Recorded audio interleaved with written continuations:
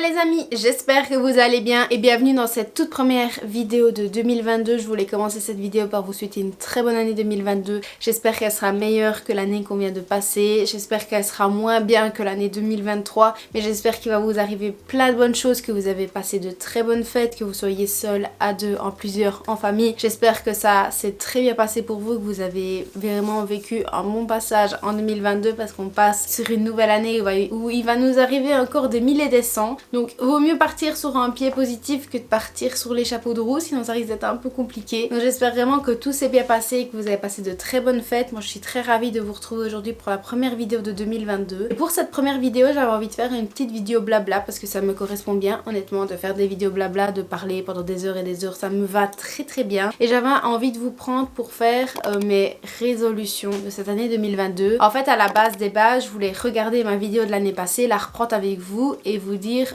est-ce que je l'ai accompli, est-ce que je l'ai pas accompli. Sauf qu'honnêtement j'ai commencé à la regarder toute seule et je sais très bien que j'ai quasiment rien accompli de tout ce que je vous avais dit parce que je suis quelqu'un qui ne tient rien. Honnêtement même si j'ai la volonté comme ça pendant des mois, quand c'est commencé j'abandonne. À part les vidéos YouTube, honnêtement j'abandonne tout. Donc j'ai vraiment envie de reprendre avec vous, de vous parler un peu comment j'ai senti ce début d'année et comment j'envisage mes résolutions pour cette année 2022 même si c'en est pas vraiment. Et d'abord je vais déjà commencer par vous parler de comment s'est passée ma transition entre 2021 et 2022 et comment se sont passées mes fêtes. Alors ça fait déjà énormément de mois que je n'ai pas le sentiment d'être au mois de décembre, au mois de novembre, au mois de septembre, qu'on est en 2021, 2022. Bref, j'ai pas vu la transition. Honnêtement, je me suis laissée porter par le vent comme ça, comme une petite feuille sur un cours d'eau. On est arrivé une semaine avant la nouvelle année, on me demandait ce que je faisais. J'étais là...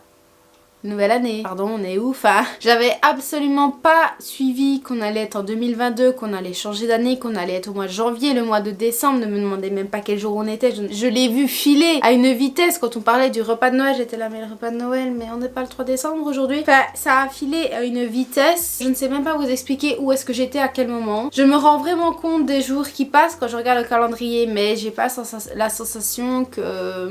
je sais pas où je suis. Tout ce que je sais, c'est que j'ai l'impression d'être arrivée en 2022 beaucoup trop vite et je n'ai pas réalisé qu'on allait retomber dans ce système de trucs de fête, de nourriture, de résolution, d'objectifs, de changements, etc.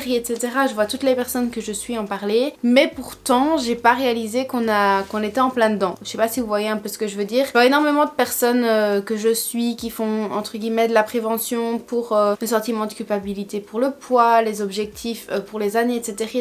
Et je me dis ah ouais, on change vraiment d'année. Les fêtes c'est terminé. Genre là on parle déjà de retirer le sapin. Je suis là mais attendez on l'a mis hier quoi. Donc pour ça en fait je suis un peu mitigée parce qu'en fait je me rends même pas compte qu'on a changé d'année. Et en fait c'est à ce moment là en fait que ça m'a foutu la pression en mode tout le monde est en train de parler de ses résolutions, de ses objectifs. Purée j'en ai pas. Et en fait c'est pas grave. C'est pas grave de continuer sa vie lambda comme elle l'était avant, de pas se fixer de nouveaux trucs et de repartir à zéro. Parce que ça serait me ta pression en plus. Donc vaut vraiment mieux que je vive les choses en mode ah ben voilà on avance petit à petit. Mais parfois je me laisse un peu trop porter par le vent et je me dis ah flûte, on est déjà au mois de janvier, ah mon stage c'est le mois prochain, merde. Du coup qu'est-ce que je fais, faut que je m'y mette et du coup bah je m'auto-mets la pression et c'est à ce moment là que je réalise qu'on a vraiment changé d'année. Je sais pas si mon blabla assez long vous le comprenez mais en gros voilà un peu mon état d'esprit en mode purée on est déjà là et il y a les résolutions. Et cette année j'ai décidé de pas vraiment avoir de résolution parce que dans tous les cas je les tiens pas. C'est insupportable comme je les tiens pas. J'ai pas la volonté, c'est pas quelque chose qui m'anime pendant longtemps donc honnêtement je laisse souvent très vite tomber. Donc c'est pour ça que j'ai pas regardé avec vous ma vidéo de l'année passée parce que je sais très bien que je vais m'auto-décevoir et que ça ne servait à rien. Donc j'ai décidé de me fixer, c'est pas vraiment les objectifs, c'est plutôt une poursuite de ce que je fais déjà encore actuellement et qui me plaît toujours autant, que j'ai parfois laissé un peu tomber. Peut-être pas, mais juste des choses atteignables, réalisables et surtout qui me correspondent. Parce que ça c'est quelque chose que je laisse un peu trop tomber. J'essaie un peu de faire comme tout le monde et j'oublie et toi Noémie en fait t'es quoi? Donc il faut vraiment que je parte sur des objectifs et des résolutions, des envies qui me correspondent à moi. Et j'ai déjà mon idée là-dessus. Ça va être trop bien mais je pense qu'on va d'abord entamer les résolutions et je vais vous parler de ma première résolution. Ma première résolution, elle est assez simple, elle est là derrière. C'est de lire parce que je passe mon temps à regarder des vidéos, des séries Netflix, enfin bref. Et en fait, j'aime toujours autant lire. J'aime toujours autant prendre un bouquin, avancer, le lire, etc. Sauf que je me rends compte que lire ne fait pas assez partie de ma vie. Et du coup, parfois, je me lasse de tout ce que je regarde. Des fois, je regarde tellement de vidéos YouTube, des personnes que je suis. En fait, j'ai plus rien à regarder. Donc, je regarde des trucs qui ne m'intéressent pas. Mais par contre, ce qui m'intéresse, non, oh je suis fatiguée, oh pas maintenant, je suis madame excuse. Donc j'aimerais bien continuer à persévérer dans la lecture cette année. Ce livre, il reste que ça à lire. Vous voyez, ça c'est ce qui me reste à lire. Ça c'est tout ce que j'ai lu. Il n'y a pas moyen que je finisse ce putain de bouquin. C'est incroyable. J'ai toutes les excuses du monde pour ne pas lire. Alors que Dieu sait que la journée je me dis oh j'ai envie de lire, oh j'avancerai bien. Et quand c'est le moment, il n'y a plus personne. Donc il faut absolument que je change ça cette année. J'ai encore les 2 grosses briques là à lire. Et je vous jure que quand je les ai achetées, j'étais surexcitée. Et je le suis toujours. Mais est-ce que je prends la peine de lire? Non. Donc il faut absolument que je remédie à ça. C'est lire un peu plus cette année. Et ça fait tellement de bien, ça fait tellement de bien, mais il faut vraiment que je m'y consacre. Ça c'est un truc de fou, il faut vraiment que je m'y consacre. La deuxième chose, et pas des moindres, c'est d'écrire. Je vous présente, je vous en ai déjà parlé, je vous présente mon... Je peux pas appeler ça un journal intime, parce que c'est pas... Enfin, j'ai pas envie de lui donner un nom, en fait. J'ai pas envie de l'appeler journal intime, j'ai pas envie de l'appeler cahier, machin, enfin bref, c'est mon carnet. C'est un carnet que j'ai acheté chez Emma, qui est un peu croquelé, comme ça, crocodile. Et en fait, dedans, j'écris tout simplement mes journées. Par exemple, j'écris la date. Voilà avec quoi je fais mon journal. Un bic, parce que c'est la couleur avec laquelle j'ai envie d'écrire les dates. Voilà, là pour l'instant j'ai envie d'écrire les dates. Je sais pas, aujourd'hui à l'heure à laquelle je filme, on est le 5 janvier. J'ai envie d'écrire le 5 janvier 2022, et dire 2021. 2022 et j'ai écrit au bic. C'est tout, c'est la seule chose que je fais dans mon carnet. Et en fait, c'est ce qui m'a sauvée après ma rupture. Parce que j'avais pas vraiment quelqu'un à qui causer. J'avais besoin d'extérioriser ce que je ressentais. J'avais besoin d'écrire tout haut ce que je pense tout bas. Et en fait, au travers de ce cahier, j'ai écrit. Alors à la base, c'était tous les jours. Parce que je ressentais le besoin d'écrire tous les jours. Puis ça a été parfois pas pendant un mois. Puis je l'ai repris. Puis je l'ai abandonné, je l'ai repris. Mais je sais qu'il est là. Je sais qu'il est sur ma table de nuit. Et ça, c'est ce qui m'a sauvée pour beaucoup de mes émotions. Parce que quand tu trouves personne à qui parler, ou que tu trouves jamais ce que tu attends en face de toi et que tu as besoin d'extérioriser tes émotions sans qu'on te juge, moi c'est l'une des manières qui a le plus fonctionné, c'est d'écrire tout ce que je ressentais comme je le ressentais. Tu peux insulter, tu peux pleurer, tu peux rire, tu peux écrire tes bons, tu peux écrire tes mauvais moments dedans. C'est entre toi et le cahier. Et ça, honnêtement, c'est ce qui m'a débloqué parce que je suis quelqu'un qui ne dit pas toujours ce qu'elle pense, alors que Dieu sait que j'ai envie de le dire. Et là-dedans, je peux me permettre d'écrire tout ce que je veux. Ça, c'est mon cahier et je vous en parle là maintenant parce que peut-être que ça peut vous être aussi bénéfique d'écrire dans un carnet. J'écris rien de ouf, honnêtement, j'écris la date et j'écris ce qui se passe dans ma journée ou parfois ce que je ressens. Et je pense que ce sera l'une des meilleures choses qui pourrait m'arriver cette année si je continue à utiliser ce carnet. Pour l'instant, j'ai déjà utilisé toutes ces pages-là depuis le mois de septembre. Donc, franchement, ça va, honnêtement, ça va. C'est une de mes résolutions de continuer à l'utiliser. Pour l'instant, son utilisation, c'est juste écrire la date et ce que je ressens et ma journée. Mais peut-être que après, je pourrais faire des dessins, que je pourrais écrire plein de trucs. Pour l'instant, c'est pas une sorte de bullet journal, c'est juste j'écris ce que je pense et c'est libérateur. Du moins, pour moi, ça fonctionne. Donc ça, il faut absolument que je le persévère cette année parce que c'est quelque chose d'incroyable et franchement, je vous conseille de le commencer. Parce que comme je vous l'ai dit, ça m'a sauvé de ma rupture parce que j'ai pu extérioriser tout ce que je ressentais et ça m'a fait du bien. Parce que pour moi, c'est ce que je pense là, si je l'écris là, j'y pense plus. Pour certaines choses ça marche et franchement c'est terrible. C'est vraiment terrible à quel point ça fonctionne pour moi. Parfois j'y repense encore un peu mais quand c'est écrit et ça c'est magique pour moi. Donc ça c'est la deuxième chose que je veux tenir cette année. C'est écrire dans ce putain de carnet qui me sauve la vie. Mouah.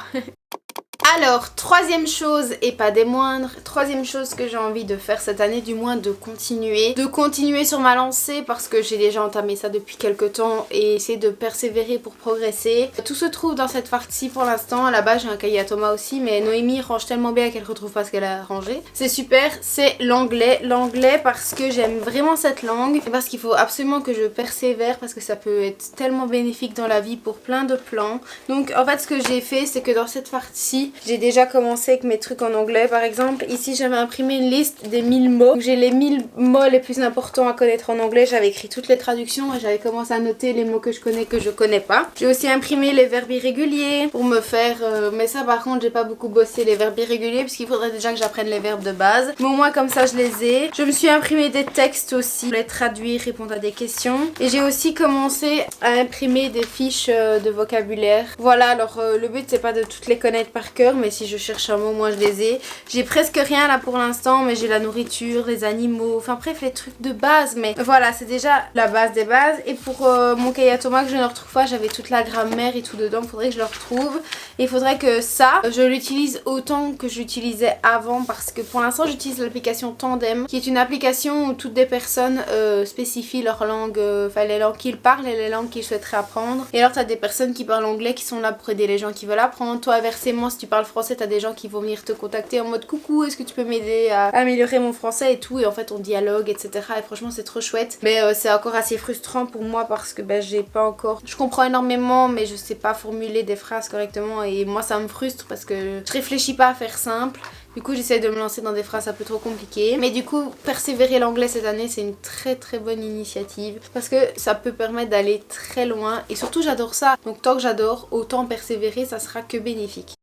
Mon dernier objectif, oui, il n'y en a que 4 parce que je trouve que c'est vraiment bien avec le fait d'économiser, mais bon, ça c'est autre chose. Un quatrième objectif qui ne peut être que concret, parce que si tout se passe bien c'est en juin, c'est avoir mon diplôme. Pitié, je vous en supplie. Il faut absolument que je réussisse les 2 prochains stages et ça sera fait. Et là, moi, je pourrais me dire que j'aurai accompli quelque chose, que j'aurai mon diplôme. Ça, c'est mon 4e objectif parce que ça c'est concret, parce que c'est bientôt et parce que c'est que moi, ça ne dépend quasiment que de moi.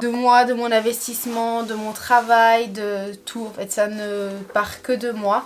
Donc mon 4e objectif, c'est pas une résolution, c'est plutôt un but. C'est d'avoir enfin mon diplôme et d'être libre d'être moi, de faire ce que je veux, de me libérer d'un poids, de sortir de ce système scolaire. Là, mon prochain stage c'est au mois de février, donc il faut que je donne tout. Le dernier c'est au mois d'avril, mais je l'avais réussi l'année passée, donc j'ai pas tant la pression que ça, mais...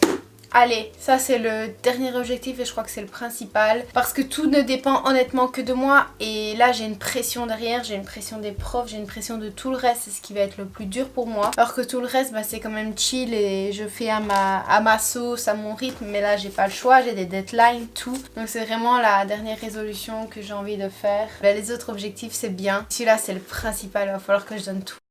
Je suis désolée, il fait super sombre, mais j'ai pas le choix, il fait moche dehors. Voilà un peu pour mes résolutions de cette année, plutôt mes objectifs. Je vais pas appeler ça des résolutions, c'est des objectifs. Il y en a un 5e qui honnêtement, ça ne dépend pas de moi, c'est de continuer à persévérer sur YouTube pour pouvoir atteindre les 1000 abonnés. Parce que pour moi ça sera très symbolique. Après ça, je ne l'ai pas mis dans la vidéo parce que ça ne dépend pas de moi, ça dépend... ça dépend de moi pour le fait d'être régulière, de poster des vidéos, etc.